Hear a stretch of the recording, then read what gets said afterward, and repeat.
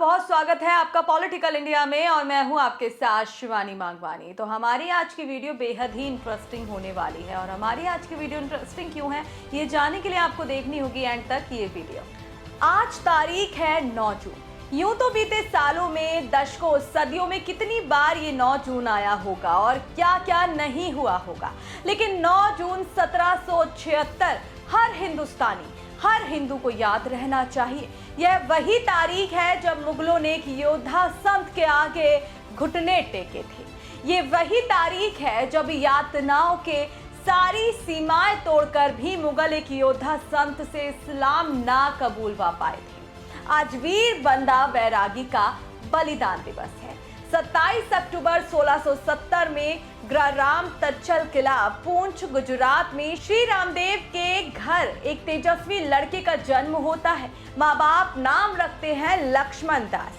युवावस्था में एक बार शिकार खेलते हुए भूलवश उनके हाथों एक गर्भवती हिरनी पर तीर चलता है, जिससे हिरनी के गर्भ में पल रहे बच्चे की मृत्यु हो जाती है। एक शिकारी के लिए यह विषय उतना महत्वपूर्ण नहीं होता, लेकिन लक्ष्मण इस पीड़ा से इतने खिन्न हो जाते हैं कि गृह त्याग कर संन्यास धारण कर लेते हैं। अब वो माधोदास हो चुके होते हैं। यह वही कुछ समय था जब मुगलों की फौज गुरु गोविंद सिंह जी के चारों पुत्रों की नृशंस हत्या कर चुकी थी। एक दिन गुरु गोविंद सिंह माधोदास की कुटिया में जाते हैं और भारत में व्याप्त तत्कालीन मुगलिया आतंक के बारे में अवगत करा के उन्हें वैराग्य छोड़ इस आतंक से लड़ने को कहते हैं। गुरु गोविंद सिंह जी की माधोदास से यह मुलाकात खाली नहीं जाती और माधोदास अब बंदा बैरागी बन पंजाब की ओर चल देती हैं। सबसे पहले बारी लगती है श्री गुरु तेग बहादुर जी का शीश काटने वाले जल्लाद जलालुद्दीन की। बंदा बैरागी उसके सिर को धड़ से अलग कर गुरुदेव की हत्या कर बदला लेते हैं। उसके बाद बारी आती है सरहिंद के नवाब वजीर खान की। बंदा बैरागी ने वजीर खान को मौत का वो तोहफा दिया जो वजीर की 7 पुश्तें आज भी याद करती हैं। बंदा बैरागी ने सिर्फ मुगल सैनिकों को ही नहीं मारा, बल्कि उन हिंदू शासकों को भी मारा जिन्होंने मुगलों के तलवे चाटे। उनके पराक्रम से भयभीत मुगलों ने 10 लाख फौज लेकर उन पर हमला किया और विश्वासघात से 17 दिसंबर 1715 को उन्हें पकड़ लिया। उन्हें लोहे के एक पिंजरे में बंद कर हाथी पर लाद कर सड़क मार्ग से दिल्ली लाया गया। उनके साथ हजारों सिख भी कैद किए गए थे। इनमें बंदा के वह 740 साथी भी थे जो प्रारंभ से ही उनके साथ थे। युद्ध में वीर गति पाए सिखों के सिर काटकर उन्हें भाले की नोक पर टांग कर दिल्ली लाया गया। रास्ते भर गर्म चिमटों से बंदा बैरागी का मांस नोचा जाता रहा। बंदा से पूछा गया कि वह कैसी मौत मरना चाहता है।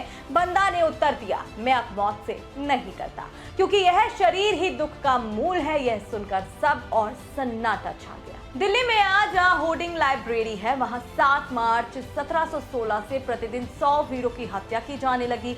एक दरबारी मोहम्मद अमीन ने पूछा, तुमने ऐसे बुरे काम क्यों किए जिससे तुम्हारी यह दुर्दशा हो रही है? बंदा ने सीना फुलाकर सगर्व उत्तर दिया, मैं तो प्रजा के पीड़ितों को दंड देने के लिए परमपिता परमेश्वर के हाथ का शस्त्र था। क्या तुमने सुना नहीं कि जब संसार में दुष्टों की संख्या बढ़ जाती है तो वह मेरे जैसे किसी सेवक को धरती पर भेजता है।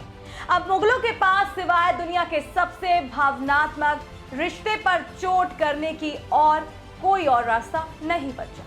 मुगलों ने जघन्यता की सारी सीमाएं लांघ दी और बंदा के पास उसका 5 साल का बेटा ले आए।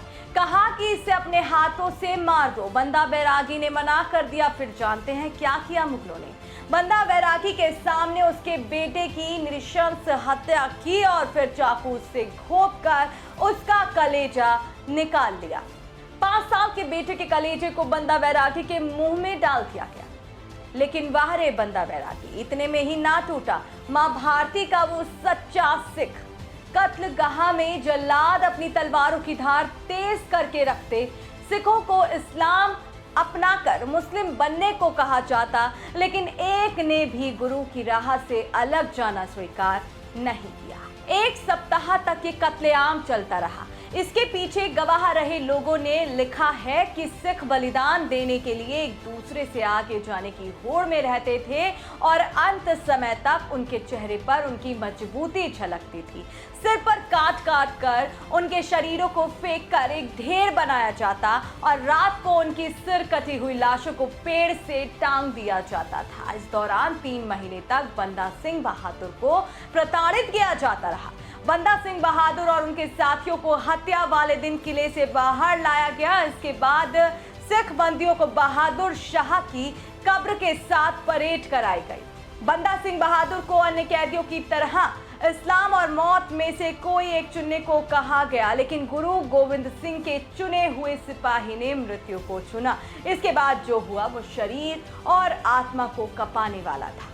फिर कसाई वाले चाकू से बंदा सिंह बहादुर की दाईं आंख को निकाला गया। उसके बाद बाईं आंख को निकालकर काट कर बाहर कर दिया गया। फिर उनके दाएं पैर को काटकर अलग कर दिया गया। उसके बाद उनके दोनों हाथों को काटकर उनके शरीर से अलग कर दिया गया। फिर उनके शरीर से मांस निकाले जाने लगे।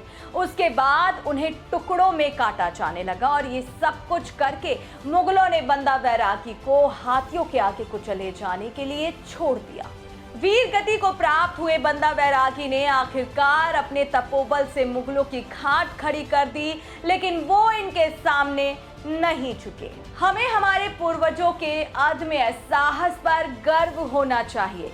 पूर्वजों की ये कहानियां घर घर पहुंचे, ये संकल्प लेना चाहिए, नहीं तो बच्चों को उनका हीरो कहां से मिलेगा। तो अगर आप और ऐसे इतिहास के हीरो की कहानियां जानना चाहते हैं तो हमारे चैनल को आज ही सब्सक्राइब करें।